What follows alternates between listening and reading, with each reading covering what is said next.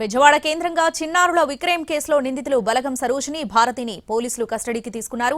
నేటి నుంచి ఈ నెల 9వ తేదీ వరకు ఇద్దరిని భవానీపురం పోలీసులు విచారించనున్నారు. ఇప్పటికే ఈ కేసులో 12 మందిని అరెస్ట్ చేశారు. ఢిల్లీ, ముంబై ముఠాలకి లింకులున్నట్లు గుర్తించిన పోలీసులు నిందితులను విచారించి కీలక విషయాలు రాబట్టాలని చూస్తున్నారు.